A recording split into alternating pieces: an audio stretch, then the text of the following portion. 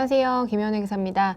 우리 이번 시간에는 내국신용장 구매 확인서 명세서를 어떻게 작성하는지 한번 보도록 하겠습니다. 페이지는요 115페이지입니다. 자, 내국신용장이나 구매 확인서의 경우에는 우리가 로컬 LC다 뭐 이렇게 얘기도 하는데 국내 거래에 대해서 아직 해외로 수출하기 전에 국내 거래인데 이게 만약에 영세율을 적용을 받는다 라고 하게 되면 이 내국신용장 이나 아니면 구매 확인서가 개설이 되면요, 이거 은행에서 개설을 해주게 되거든요.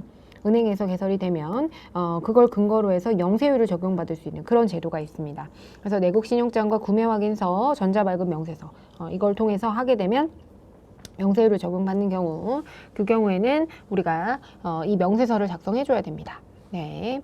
자, 그럼 보시겠습니다. 그래서 여기 보시면 뭐 구분, 서류 번호 이런 거 입력하는데, 자, 실무하시면서 진행해 보도록 할게요. 자, 문제 푸시면서 진행해 보도록 하고, 페이지 116페이지의 문제 1번입니다. 자, 지금 보시면요, 부속 서류, 주식회사 부속 서류고요. 다음 자료를 매입 매출 전표 입력을 하고 분계는 생략하시고 2020년 2기 확정 신고 기간 10월 1일부터 12월 31일 부가세 신고 시 내국신용장 구매 확인서 전자발급 명세서를 작성하시오. 이렇게 나와 있네요. 그러면 자, 우리가 내국신용장은요, 여기 보시면 내국신용장 구매 확인 확인서 전자 이렇게 생겼습니다. 여기다가 이제 입력을 해주셔야 되고요. 10월부터 12월이네요. 10월에서 12월분 입력을 해야 됩니다. 자, 그러면 2020년 10월 8일이고요. 한강무역에 제품 2,400만 원을 매출하고 그 다음에 구매 확인서를 발급받아서 제품 공급일을 작성일자로 해서 2020년 10월 30일에 영세율 전자세금 계산서를 작성해서 전송했다. 자, 매입 매출 전표에 먼저 입력을 하라고 했기 때문에 자, 먼저 이 10월 8일이죠. 네, 10월 8일 날 입력을 해줘야 되고, 잠시만요.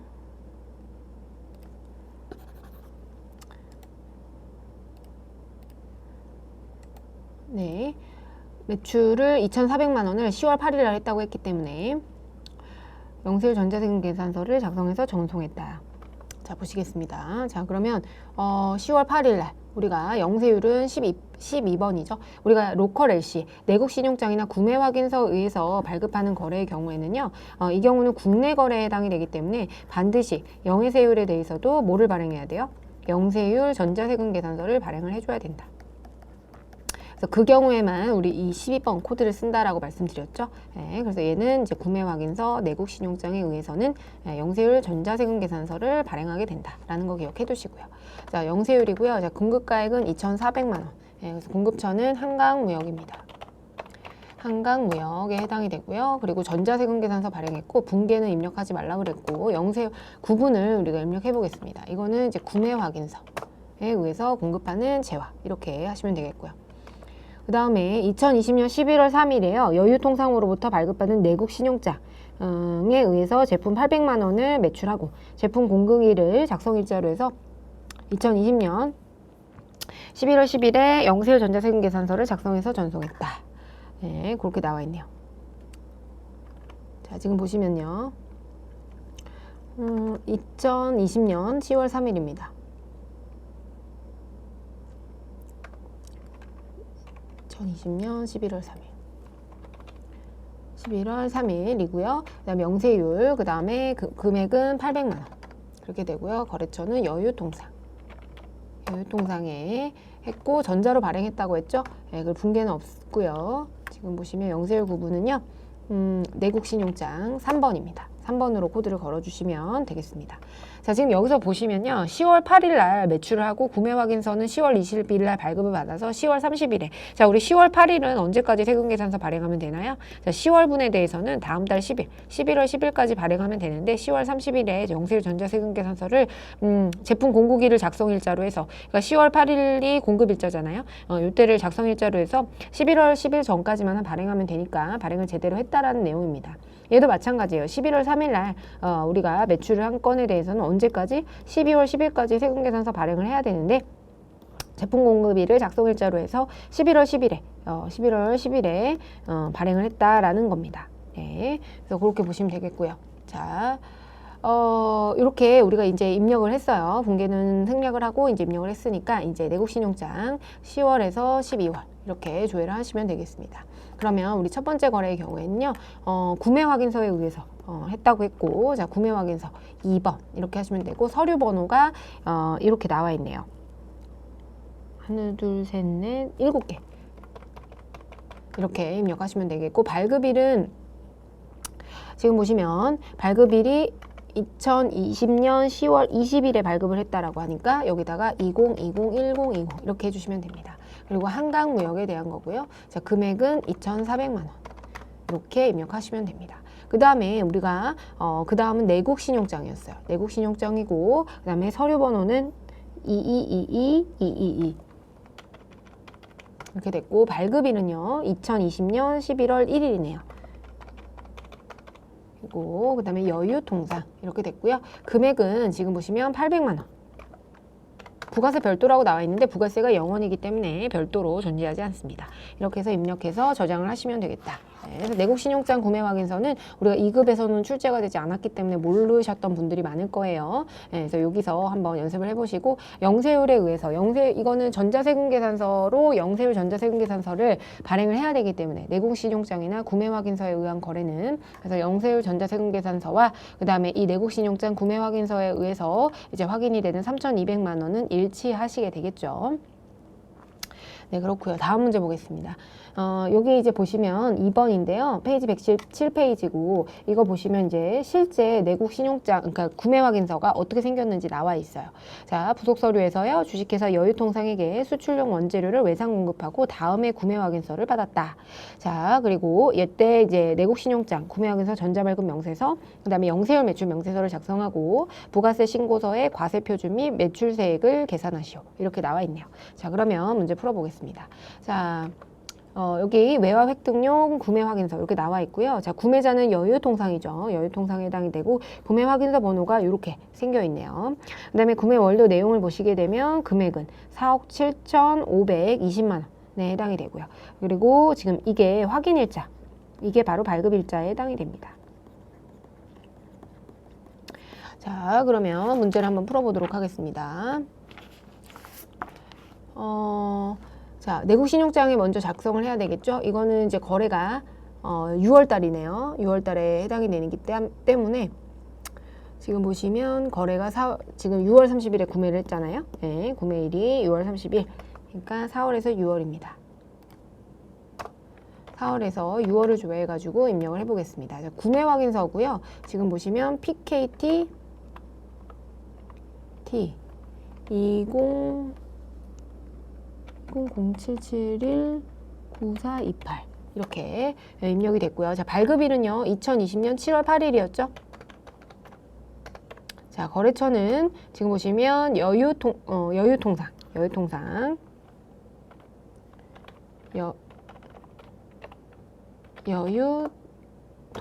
이렇게 됐고요. 자, 금액은 475-200-000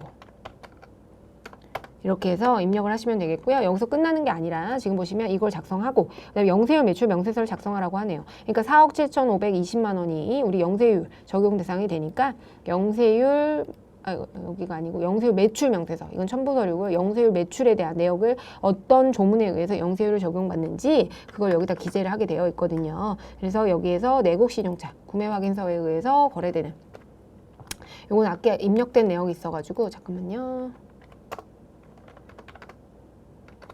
이렇게 자, 내국신용장과 구매 확인서에 의해서 제외가 됐는지 아니면 직접 수출을 한 건지 아니면 국외에서 제공하는 용역인지 수출재와 인가구 용역인지 국내에서 비거주자나 외국 법인에게 공급되는 재화 또는 용역인지 여기에서 각 조문별 이건 뭐냐면 영세율이 적용되는 조문별 항목들이 나와 있는 겁니다. 그래서 우리가 지금 영세율 적용받으려고 하는데 과연 어떤 이유로 인해서 영세율을 적용받을 수 있는지 영세율 매출의 상세 내역을 법조문을 찾아서 검색을 해놔라 라는 거거든요. 그래서 우리는 이거는 내국신용장과 구매 확인서의 근거에서 영세율 매출을 적용받게 되는 거기 때문에 우리는 여기에다가 475-200-000 4억 7,520만 원이 영세율 적용되는 이유는 내국신용장과 구매 확인서에 의해서 가능한 겁니다 라고 기재를 해주는 거와 같습니다. 네, 그렇고요. 지금 보시면 됐고요. 그리고 부가세 신고서에 과세표준 및 매출세액을 작성해라 라는 내용이 있네요. 그러면 이거에 대해서 이제 부가세 신고서까지 작성을 해봐라. 부가세 신고서에 어디에 반영이 되느냐 이렇게 되니까 6월 30일로 조회를 하시면 되겠고요. 기존의 데이터 불러오지 말고 지금 오시면 아까 제가 입력을 해놨던 거라서요. 여기 보시면 자 보시겠습니다. 여기 우리 영세율 제가 구매 확인서나 아니면 내국 신용장에 의해서 거래되는 거는 영세율 세금 계산서를 발행하기 때문에 우리가 아까 전에 계산했던 4억 7,520만 원은 내국 신용장에 근거해서 내국 신용 발급 명세 작성하고 영세율 매출이 이 조문에 근거한 거고 그리고 부가세 신고서에 드디어 반영될 수 있는 겁니다. 그러면 우리 영세율은 세금 계산서 발급분 아니면 기타분인데 얘는 내국 신용장 구매 확인서에 의한 거래로서 세금 계산서 발급이 되기 때문에 475200 000 이렇게 입력을 해주시면 여기까지 해주셔야 됩니다. 그래서 얘는 영해세율이기 때문에 세액은 없죠. 하지만 과세표준, 매출액을 확정하는 그런 의미가 있고 과세표준 명세에 보시게 되면은 여기를 여기 과세표준에 여기에 적히게 됩니다. 이렇게 적혀야 매출이 발생을 했다라는 걸로 매출을 보고해주는 그런 역할이 있습니다. 세액은 나오지 않지만 영세율 매출을 적용했다. 라는 거, 영세율 매출이 발생했다라는 거를 보여주는 그런 의미가 있고요. 이렇게 영세율은 굉장히 큰 혜택이기 때문에 반드시 영세율 첨부서류 제출 명세서를 작성해 주셔야 된다. 그렇게까지 기억하시면 되겠습니다. 이 정도 하시면 될 것 같고요.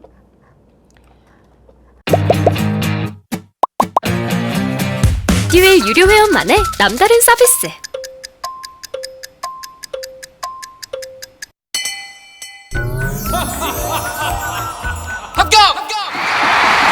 합격하고 돈도 받는 혜택. 오직 에듀윌 유료 회원에게만. 무료 합격! 자, 1급에서 처음 나오는 내용이기 때문에 한번 몇 번 연습해 보시면 금방 쉽게 이해되실 겁니다. 자, 그 다음은 의제매입세액 공제 신고서입니다. 의제매입세액이라고 하는 거는 뭐냐면요. 우리가 농축 수산물과 같은 이런 면세 농산물을 가지고 면세되는 대상의 면세 농산물을 가지고 명산물을 사와요. 그렇지만 우리가 면세 농산물에 대해서는 부가세가 붙지 않죠. 그래서 A가 이거를 어떻게 파는 거예요? 과세로 팔게 되는 겁니다. 그래서 면세 농산물을 원재료, 주요 원재료로 해가지고 과세로 매각을 하게 되면은 그때는 우리가 이 부가세가 20원에서 0원을 차감해서 20원으로 결정이 되는데 그럼 부가세 부담이 너무 높아요. 이런 업종이 주로 어디 있죠? 음식점이나 제조업 등과 같은 이런 중소자영업자들이 주로 해당이 됩니다.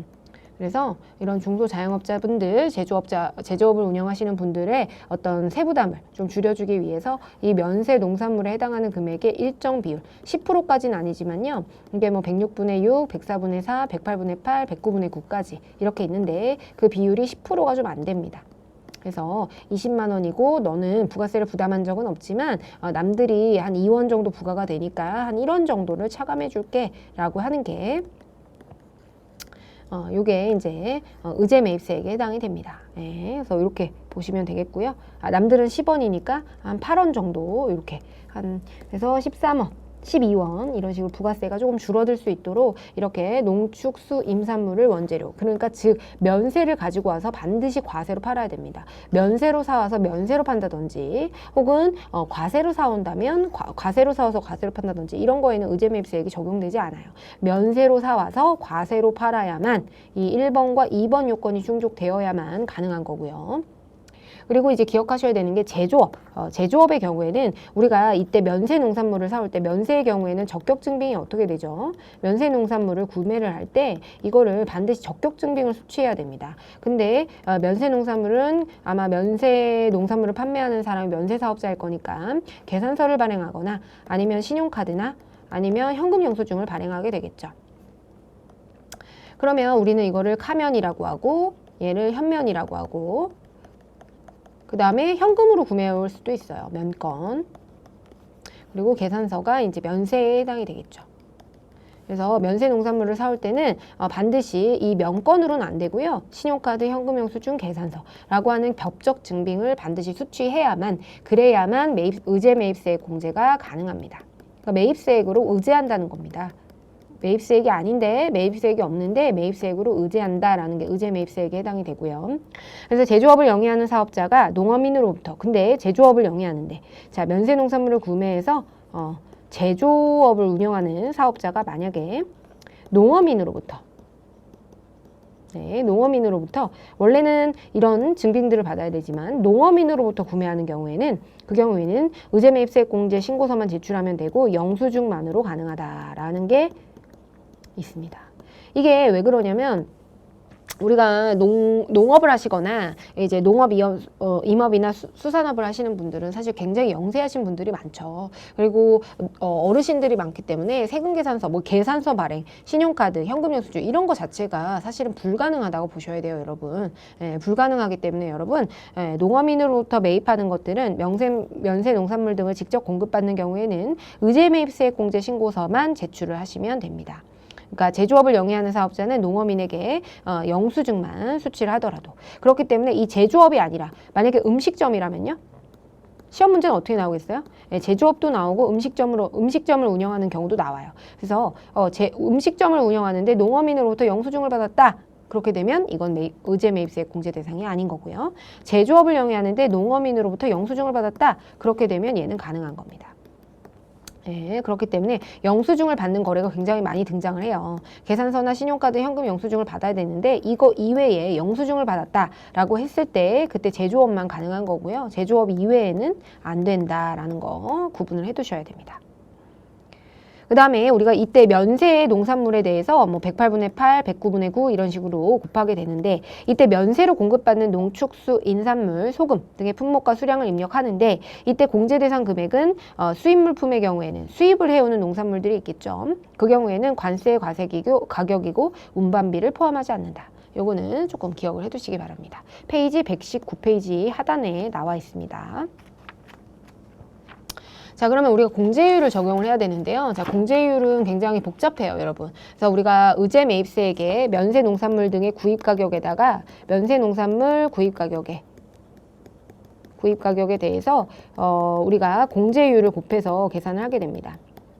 공제율을 곱해서 계산을 하게 되는데요. 지금 보시면 제가 예정신고 시에는 면세 농산물 등의 매입가액에다가 공제율을 곱해서 계산을 하게 되고요. 의제 매입세액의 경우에도요. 공통 매입세액과 마찬가지로 공통 매입세액도 예정신고 기간 동안에 일단 계산을 하고요. 한도 없이 계산을 하고, 확정 신고 기간에 정산하는 개념이었잖아요. 그래서 의제 매입세액의 경우에도요. 원래 이제 의제 매입세액은 한도가 적용이 되는데 예정 신고 시에는 한도 없이 그냥 우리 매입가액의 공제율을 곱해서 전액을 공제하게 되고요.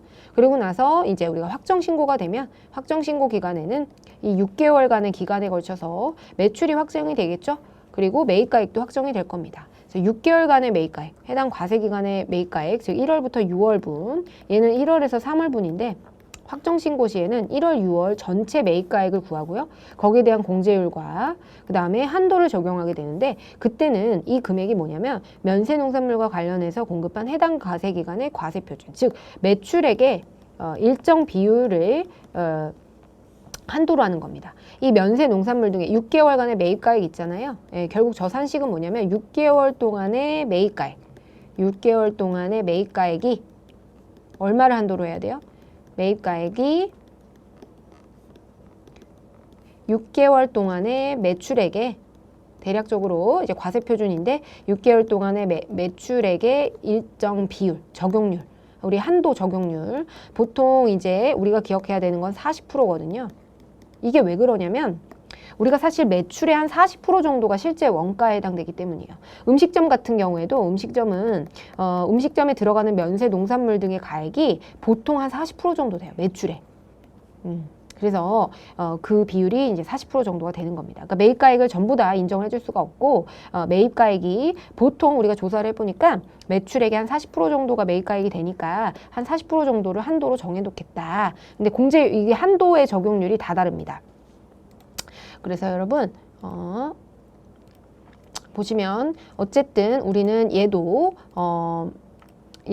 우리가 공통매입세액과 마찬가지로 예정신고시와 확정신고시, 예정신고 때 계산한 거를 언제 정산한다? 확정신고 시에 정산을 하는 개념이다 라는 거 기억해 두시고요. 그리고 이때 확정 신고 시에는 한도가 적용이 되는데 이 면세 농산물들의 매입가액을 그 과세 기간 동안의 매출액의 일정 비율, 보통 우리 40% 기억하셔야 되고요. 그 금액을 한도로 해서 공제율을 적용한다라는 거 보시면 되겠습니다. 그래서 공제율 요걸 보시면 음식점업인 경우와 제조업인 경우 그리고 이외의 경우로 나뉘게 되는데 이게 굉장히 복잡해서 여러분들이 다 외우기가 어려워요. 그렇기 때문에 이 공제율은 보통 이게 10%까지는 안 되고요. 10%보다 좀 낮습니다. 한 7, 8% 정도 개인은 그 정도 되는데 자, 법인 사업자는 106분의 6입니다. 그리고 제조업의 경우에는 우리가 중소기업에 한해서 104분의 4가 적용됩니다. 그래서 우리 시험 문제에는 음식점 법인이 주로 출제가 되고요. 법인이고 음식점에 해당이 된다면은 106분의 6이 되겠고요. 음식점이 아니고 제조업이 주로 출제가 되거든요.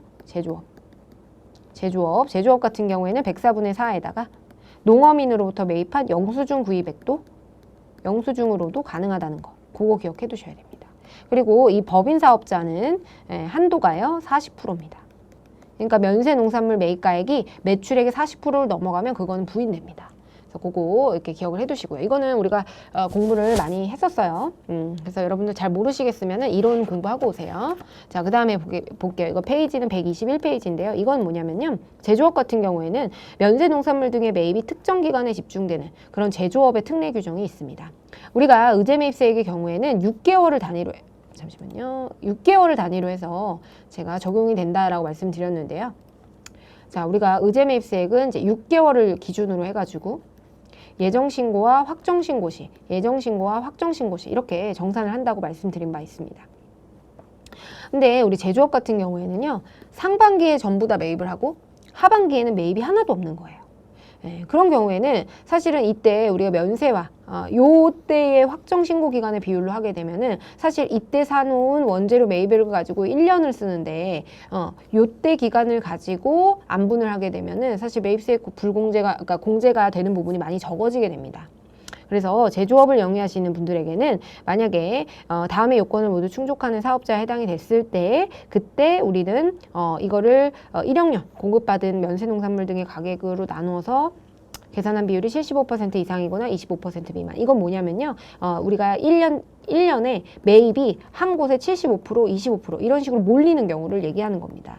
그 경우에는 우리가 1년을 기준으로 안분을 한다.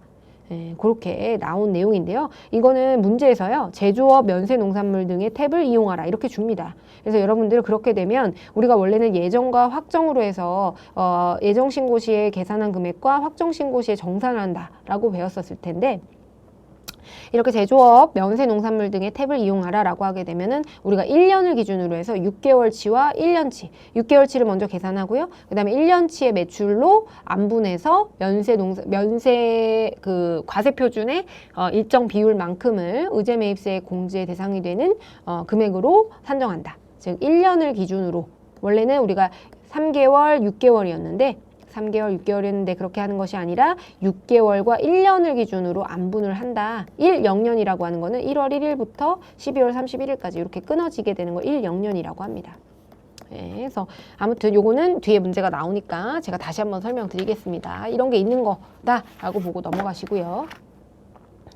자, 그럼 풀어보겠습니다. 페이지는요, 122페이지고요. 네, 문제 풀어보겠습니다. 다음은 주식회사 부속서류의 면세 원재료 매입과 관련한 내용이고요. 부속서류 1003번 계속 사용하시면 됩니다. 해당 자료를 매입 매출 전표에 입력을 하고 2020년 1기 지금 의제 매입 탭을 활용해서 분기까지 입력해라 라고 나와 있네요. 그리고 2020년 1기 확정 신고 시 의제 매입세액 공제 신고서를 작성해라. 그리고 한도 계산을 반드시 수행해라. 지금 보시면 확정이기 때문에 한도가 적용되겠네요. 그리고 모든 원재료는 과세 제품 생산에 사용된다. 자, 우리가 면세로 농산물을 사와서 반드시 뭐로 팔아야 돼요? 과세 매출, 과세로 팔아야 된다. 음식점이 그렇죠. 음식점, 우리 중국집 제가 이론할 때도 말씀드렸듯이 짬뽕에 들어가는 뭐 홍합이나 이런 것들 면세로 사와가지고 짬뽕을 과세로 판매하잖아요.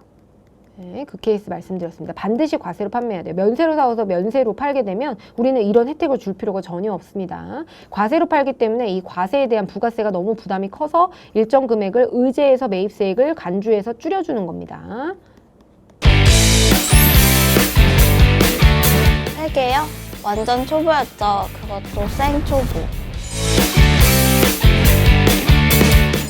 퇴근하고 에듀윌 강의 들으면서 한 2달 정도 공부했던 것 같아요. 그래서 제가 세운 목표는 강의를 한번 다 듣고 기본기를 만든 후에 기출문제를 풀자 이거였거든요. 강의만 들어도 그 안에 기출문제로 그날 배운 내용 적용해서 풀어보는 거라 공부하는 데 도움이 많이 됐어요. 에듀윌은 합격이다! 그렇게 보시면 되겠고요. 자, 4월 15일 날 첨가물 원재료고요. 지금 보시면 이거 업종을 확인하셔야 돼요. 예, 근데 지금 업종을 확인하셔야 되는데요. 자, 지금 보시면요. 여기 업종을 위에서 주지 않고요. 네, 원재료를 과세 제품 생산에 사용했다고 했죠. 이거가 제조업인 겁니다. 왜냐면은 우리가 상품 매입이나 뭐 음식점이면 음식점이라 따로 줬을 텐데 원재료를 가지고 제품을 생산한다고 했기 때문에 자, 우리가 제조업은 원재료를 가지고 제공품이 됐다가 제품이 되는 거죠. 이렇게 원재료를 가지고 물건을 만들어내는 업종이 뭐예요? 이게 제조업입니다. 그래서 여기서는 제조업이라고 이제 가정을 한 겁니다. 그렇기 때문에 지금 보시면 얘는 국민카드로 결제를 했고요. 첨가물.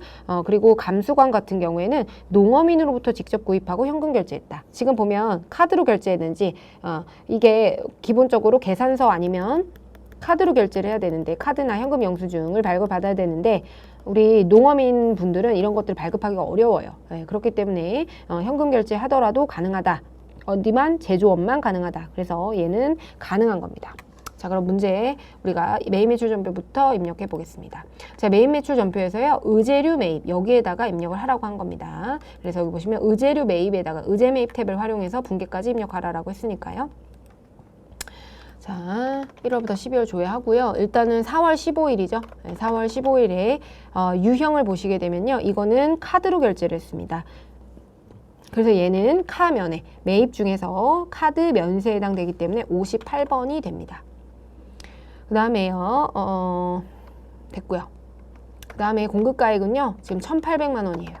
그리고 지금 여기에서, 이게 밑에가 안 나오시는데, 여기 보시면, 여기 의제 구분에 해당 없음, 의제 매입, 재활용, 구리 스크랩 등 이렇게 있잖아요. 근데 우리는 의제 매입 1번 아니면 2번을 활용할 건데요. 자, 얘는 의제 매입세액에 해당이 됩니다. 그리고 여기에다가 세율을 만약에 음식점이면 6을 쳐주면 106분의 6이 되고요. 여기는 제조업이기 때문에 104분의 4. 그래서 우리가 지금 비율 같은 경우에는 104분의 4와 106분의 6, 요 두 가지, 그리고 세율, 한도는 40%, 요 두 가지를 기억해라 라고 말씀드렸습니다.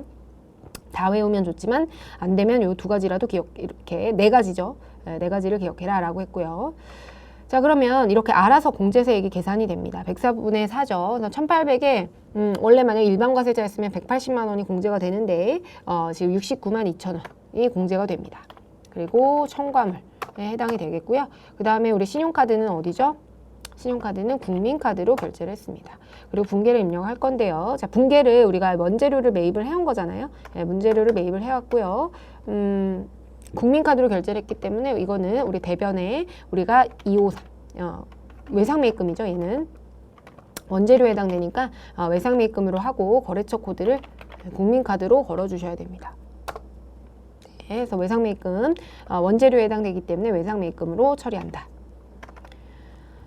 네, 됐고요. 그 다음에 이제 5월 20일입니다. 5월 20일인데 5월 20일 이렇게 됐고요. 그 다음에 얘는 지금 현금 영수증이나 신용카드나 계산서를 못 받았어요. 농어민으로부터 구매한 건데 제조업이니까 그럼 가능합니다. 그렇기 때문에 이런 거는 자, 면건이 됩니다. 면건 60번 무증빙, 그래서 60번 면건. 그 다음에 공급가액은요 110만 원에 해당이 되죠. 100 이렇게 되고요. 그 다음에 우리가 이제 의제 매입세액에 해당이 돼서요. 이거에 대해서는 104분의 4 그러면 42,307원 이렇게 되고요. 그 다음에 감수관 이렇게 됩니다. 분계는 이제 3번을 입력을 해주셔야 되고 이거는 현금으로 구매했겠죠. 현금 결제했다고 나와 있으니까 101 이렇게 되시면 110만 원 이렇게 결정이 됩니다. 자, 1기 과세 기간에 의제 매입과 관련된 제품 매출은 6,200이고요. 모두 4월 이후에 발생했대요. 중소제조기업에 해당이 되고 1기 예정 신고 시에는 의제 매입세액 공제 내역은 없는 것으로 가정한다. 자, 보시면 우리가 의제 매입세액의 경우에도요. 지금 이렇게 한도를 계산하고 나서 예정 신고 때 공제한, 즉 6개월치를 안분할 계산하고 나서 예정 신고 3개월치에 공제했던 거 그 금액을 차감하게 되거든요. 근데 지금 이 금액이 0원이니까 고려하지 말라는 내용입니다. 그래서 의제 매입세액 공제 신고서를 가보겠습니다. 기간은 4월에서 6월을 줘야 하면 되겠고요. 그렇게 되면 우리가 전표에 입력했던 게 여기 알아서 불러져 오는 것을 보실 수 있습니다. 그래서 매입가액 1,800만 원과 110만 원 이렇게 돼서 우리가 신용카드 등 합계액과 그 다음에 농어민 등으로부터, 자, 신용카드로 1,800만 원, 농어민으로부터 110만 원을 구매해서 매입가액은 1,910만 원인데 거기에 104분의 4를 곱한 73만 4,614원, 이 금액을 우리가 부가세에서 공제받게 되는 겁니다. 이때 우리는 반드시 우리가 확정신고 기한이기 때문에 예정신고와 확정신고의 40%에 해당하는 금액만큼 단기 매입액이 인정이 되는 거죠. 이 1,910만 원과 매출액의 40%에 해당하는 금액을 비교해서 우리가 단기 매입액이, 이 매입가액이 전액이 가능한지 확인하셔야 됩니다. 자, 그래서 보면요, 매출액이 6,200만 원, 1기 과세 기간에 의제 매입과 관련한 제품 매출은 6,200만 원이래요. 그리고 예정분에 대해서는 따로 없네요. 그러니까 우리는 확정신고 기한에다가 이걸 입력해 주십니다. 그리고 한도는 40%죠. 그래서 2,480만 원, 6,200에 40%에 해당되는 2,480 안에 2,480만 원과 우리 단기에 매입한 1,910만 원을 비교하게 되는데 이거는 한도를 넘지 않아서 1,910만 원에 대해서 공제율 104분의 4를 적용해 주게 됩니다. 4번을 적용해 주게 되고요. 그럼 공제 대상 금액은 73만 원이 나오게 되고, 그 다음에 예정 신고 시에 만약에 공제를 미리 받은 금액이 있었다면 그 금액을 차감한 금액을 추가적으로 공제를 받아야 되는데 지금 예정 신고 시에 공제한 금액은 없는 것으로 가정한다 라고 나와 있기 때문에 아무 금액도 적지 않으셔도 됩니다. 다음 문제 보겠습니다. 자, 다음은 주식회사 부속 서류고요. 원재료 매입과 관련된 자료고 해당 자료를 매입 매출 전표에 입력을 하고 의제 매입 세액 공제에 대한 분계를 포함해서 하라 라고 나와 있네요. 그리고 2020년 2기 확정 신고 시에 의제 매입 세액 공제 신고서를 작성해라 라고 나와 있어요. 자, 그렇고요. 그리고 자, 면세 원재료 매입 내역은 다음과 같습니다. 네, 그래서 이렇게 되어 있고요. 지금 어민이 또 나왔네요. 그러면 기타 고려사항 볼게요. 자, 중소제조기업에 해당이 된다. 그럼 농어민으로부터 구입하고 현금 결제한 게 가능한가요? 가능하겠죠. 그렇기 때문에 얘는 가능하고요. 그 다음에 얘는 사업자에게 간이 영수증을 수취한 후 매입한 거래다. 자, 이거는 이 사업자네요. 자, 우리가 농어민으로부터 매입을 해야지, 그래야지 영수증이 없어도 되는 거지. 자, 농어민이 아닌 그냥 사업자한테 받으면 뭘 받아야 돼요? 신용카드로 결제했으면 신용카드 영수증, 그 다음에 세금계산서 혹은 현금 영수증을 받아야 되는데 간이 영수증을 받았대요. 그렇기 때문에 얘는 의제 매입세 공제를 받을 수가 없는 것입니다. 네, 그래서 이게 포인트입니다. 여러분들이 의제 매입세 공제를 받을 수 있는지 여부를 판단하셔서 전표를 입력하셔야 돼요. 자, 그럼 입력을 한번 해보겠습니다. 11월 21일 주식회사 다도해에 대한 것만 가능하다. 자, 그럼 매입 매출 전표에서요. 자, 11월 20일이죠. 11월 21일에 해당이 되고요. 그 다음에 보시면 11월 21일에 지금 수산물을 5,200만 원에 구입했네요. 이것도 면건에 해당이 되겠죠. 60번 무증빙에 해당이 되니까 그래서 5,200만 원이고요. 얘는 의제 매입세액을 적용받을 수 있다. 제조업이기 때문에 104분의 4에 해당이 되고요. 그 다음에 거래처는요, 다도해. 그 다음에 이제 분계는 3번 이렇게 입력을 했고요. 자, 그렇게 되면 원재료를 매입을 한 게 맞죠? 네, 그리고 200만 원이 이제 부가세 대급금이 되겠고요. 그 다음에 이것만큼 뭐로 결제했어요? 현금으로 결제했으니까 101 이렇게 입력하시면 되겠습니다. 자, 그리고 제2기 얘는 지금 확정신고잖아요. 제2기 확정신고의 의제 매입과 관련된 제품 매출은 5억 원이다. 2기 예정신고 시 제품 매출은 1억 원이었으며, 자, 매출을 보시게 되면요. 2기에 자 7월 1일부터 시작이 되겠죠. 9월 30일, 12월 31일 이렇게 될 텐데 우리가 제품 매출은 1억 원이었고 그 다음에 1년치가 6개월치가 5억에 해당이 되네요. 그리고 의제 매입액은요. 자, 의제 매입액은 제품 매출은 1억이고 2기 예정신고 시에는 1억 400이 의제의 매입액이 되고요. 공제받은 매입세액은 400만 원이었다. 네, 한번 보겠습니다. 그럼 이거는 우리가 이미 공제를 받은 의제 매입세액에 해당이 됩니다. 그러면 우리가 6개월치의 공급 과세표준, 과세표준이 얼마예요? 5억이죠? 5억이고요. 그 다음에 6개월치의 매입액은요.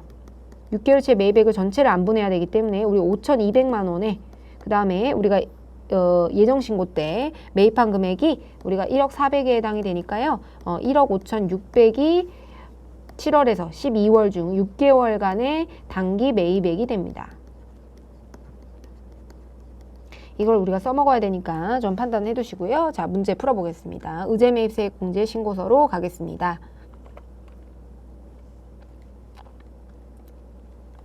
의제 매입세액 공제 신고서에 해당이 되고요.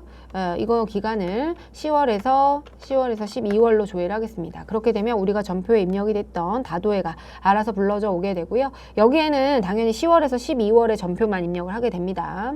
그러면 농어민 등으로부터 매입한 게 5,200만 원이 있는데 의제 매입세액은 104분의 4로 200만 원이 가능하다. 근데 우리가 얘는 확정 신고 시에 해당이 되기 때문에 6개월 전체에 대한 매출, 6개월 전체에 대한 매출과 매입으로 안분을 해줘야 된다라는 거를 염두에 두시고요. 자, 그럼 밑에 적어 보겠습니다. 자, 예정 신고 시의 과세 표준 얼마예요? 지금 2억 원이죠. 1억 원이죠. 1억 원. 여기 1억 원이고요. 그러면 1억 원이고 그 다음에 확정신고시는 우리가 2기 확정신고 기간의 제품 매출이 5억이니까 1억을 차감하게 되면 4억이 되겠습니다. 그래서 과세표준 총 5억인데 5억의 40% 우리가 6개월간의 2억 한도 내에서 우리 매입세액 공제가 가능한 겁니다. 그러면 단기 매입액은 5,200만 원이 되겠네요. 근데 이 단기 매입액은 5,200만 원이 아니고 우리 아까 계산해놨죠? 6개월간의 매입액이 와야 돼요. 그래서 우리가 6개월간의 2억 한도 내로 가능한데 1억 5,600만 원이 이제 단기 매입액이 되고요. 그래서 한도와 단기 매입액을 우리가 비교를 하게 됩니다. 그러면 우리가 1억 5,600만 원이 우리 공제 대상 금액에 해당이 되고 104분의 4를 곱하게 되면 우리가 한도 내에 들어오니까 한도 초과액은 없는 거예요. 그러면 공제 대상 금액은 600만 원이 되겠고요. 예정 신고 때 얼마를 받았어요? 지금 보시면 의제 매입세 공제를 400만 원을 미리 받은 겁니다. 그러면 그 금액을 이미 공제받은 금액을 여기다 기재를 해주시면 우리가 전체 기간 1월에서 7월 1일에서 12월까지 기간에 대한 매출과 매입으로 정산을 해보니까 결과적으로 총 얼마를 할 수 있는 거예요? 600만 원의 공제 대상 금액이 있는데 우리가 7월에서 9월에 얼마를 받았어요? 공제를. 이때 400만 원을 받았기 때문에 600만 원 확정이 된 거죠. 우리는 추가적으로 200만 원에 대해서만 의제 매입세 공제가 가능하다. 여기까지 하셔야 문제를 맞추실 수 있습니다. 완전한 득점이 가능합니다.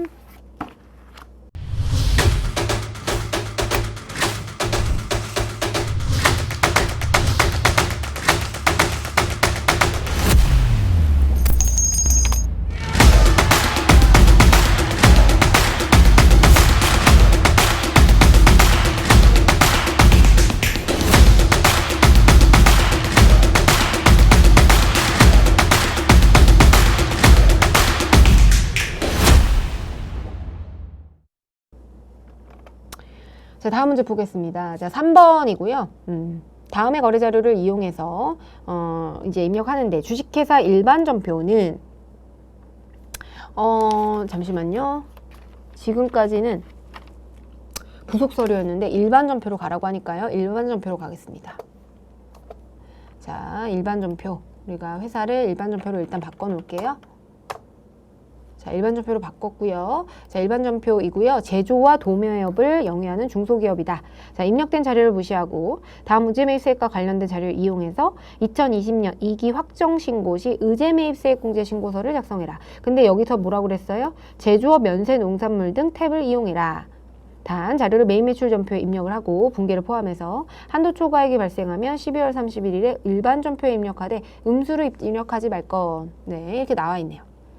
자, 그러면 보시면요. 이 제조업 면세 농산물. 아까 전에 우리가 매입 시기가 집중되는 그런 제조업의 경우에는 예를 들어 1월에서 6월에 75% 이상의 매입이 이루어지고 이걸 가지고 어떤 매출, 1년치 매출에 기여를 하는 거기 때문에 우리가 원래는 6개월마다 정산을 해서 3개월 정산하고 3개월 안분하고 6개월 정산, 3개월 안분하고 6개월 정산 이런 식인데 이렇게 매입 시기가 집중되는 제조업에 대해서는 1년치를 기준으로 해서 6개월 계산하고 1년치 안분을 한다. 라고 1년치 매출을 가지고 우리가 매입세액을 안분한다라는 내용을 말씀드린 적이 있잖아요.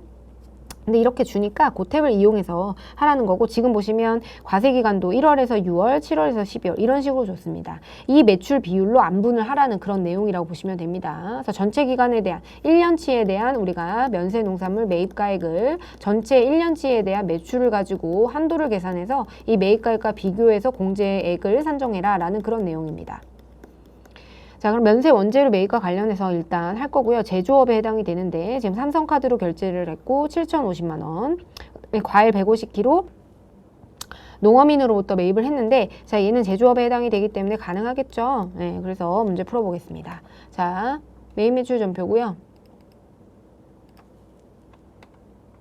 자, 10월 의제류 매입에다가 입력을 하겠습니다.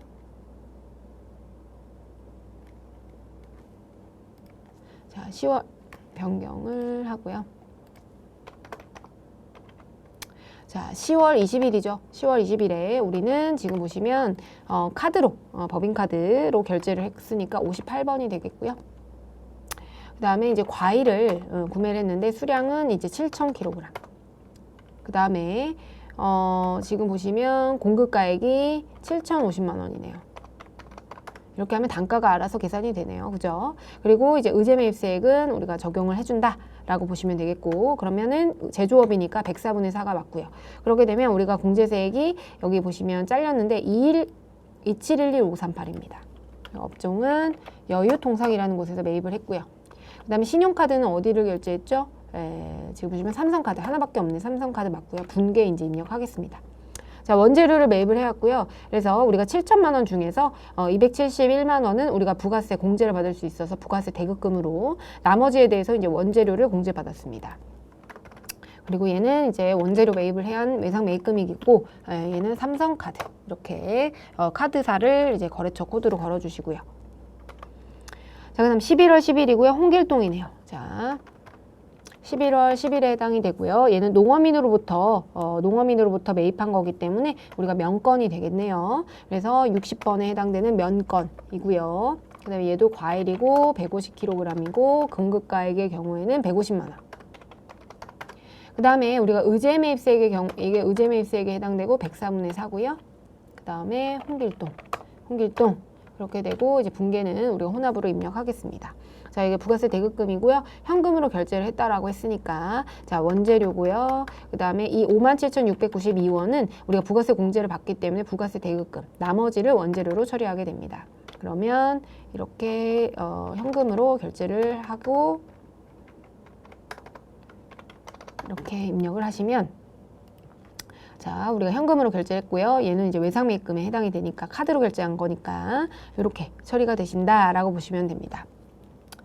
네, 그러고 나서 우리가 보겠습니다. 자, 그리고 나서 이제 의제매입세액으로 들어가야 되는데요. 의제매입세액 공제 신고서.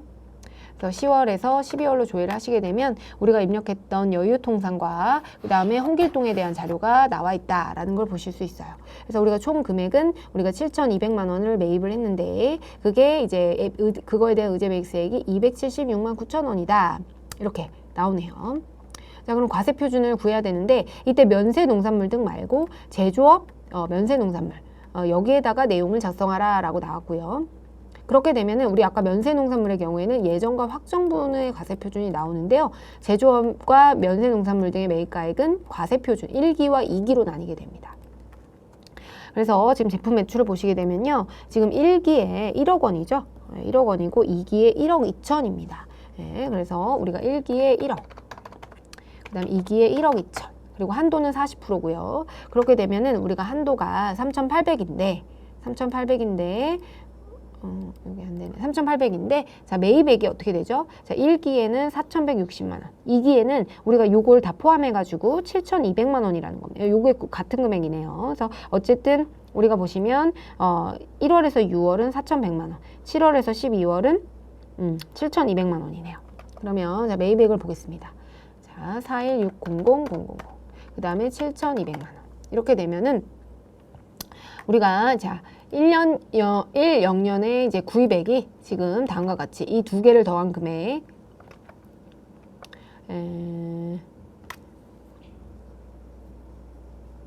아이고 113 자, 이 두 개를 더한 금액이 113 600,000 1억 2,360만 원 1억 1,360만 원인데요. 1억 1,360만 원인데 지금 한도가 얼마예요? 8,800이죠? 한도가 걸리는 케이스가 나왔어요. 그래서 우리는 공제 대상만큼 8,800만큼만 공제가 가능하다. 그래서 여기에 대해서 세액을 계산해 보면 338만 원이 공제 대상 금액에 해당이 되는데 자, 우리가 이미 공제받은 금액이 얼마예요? 160만 원을 이미 공제를 받았죠? 네, 그래서 여기 보시면 160만 원. 이렇게 하게 되고요. 예정 신고 기간 동안 의제 매입세액은 없었대요. 그러면 우리가 추가적으로 공제받을 수 있는 금액이 얼마죠? 1784615죠. 그런데 우리는 지금 부가세 우리 276만 9,230원을 부가세로 공제를 받을 수 있을 줄 알고 어떻게 분계를 해놨나요? 아까 여기 매입 매출 전표 가시게 되면 270만 원에다가 그 다음에 밑에 보시면 5만 7천 원 요 두 개를 더한 금액. 즉 우리가 어떻게 지금 해놓은 상태냐면요. 지금 원재료와 부가세 대급금 분계를 미지급금과 현금으로 예를 들어 하면서 현금과 미지급금으로 하면서 지금 부가세 대급금을 얼마를 계상해 놨어요? 지금 보시면 의제매입세액 공제 2769230 우리가 부가세 대급금으로 2769230원을 계상을 해놨죠. 근데 지금 부가세 대급금이 한도에 걸려버렸어요. 그래서 얼마만 가능한 거예요? 178만 1784615 이 금액만 공제가 가능한 걸로 한도에 걸려서 이렇게 된 거죠. 그러면 지금 얼마를 공제를 못 받게 됐어요? 자, 공제가 안 되는 금액이 얼마죠? 2769230에서 이 금액을 빼게 되면요. 금액이 984615를 한도 초과로 인해서 한도 초과액 공제를 못 받게 된 거예요. 그럼 얘는 어떻게 돼? 부가세 대급금을 줄여줘야 되겠죠? 네, 그래서 우리는 이거를 부가세 대급금으로 다 계상을 해놨기 때문에 일반 전표에 입력을 해줘서 지금 보시면 여기 한도 초과액이 발생하면 그걸 일반 전표에 입력하라는 건 이 한도 초과액만큼 부가세 대급금을 줄이는 분계를 진행하라 이런 내용입니다. 그래서 자 보겠습니다. 일반 전표에 가가지고요. 일반 전표 그래서 12월 31일에 자 우리가 부가세 대급금을 줄여줘야 되겠죠? 부가세 대급금을 984615 이것만큼 하면서 이건 원래 뭐였어요? 원래 계정이 원재료였죠. 원재료. 그래서 원재료 중에서 원래 우리가 면세농산물 원재료 예를 들어서 100만 원이라고 했을 때 이만큼은 원래 원재료잖아요. 부가세를 별도로 안 주고 사왔는데 이 중에서 일부를 의제해가지고 부가세 공제를 부가세 대급금으로 만들어줘서 부가세를 공제해주겠다는 거가 의제매입세액이거든요. 의제매입세액만큼. 근데 지금 의제매입세액 금액이 어떻게 됐어요? 줄어들었잖아요. 원래는 이 금액이었는데 지금 공제 대상 금액이 한도에 걸려가지고 우리가 요만큼으로 줄어든 거예요. 그러면은 이 금액만큼은 원래 원재료였으니까 부가세 대급금에서 원재료로 바꿔줘야 된다 이런 겁니다. 그래서 지금 보시면 부가세 대급금을 줄이고 그 다음에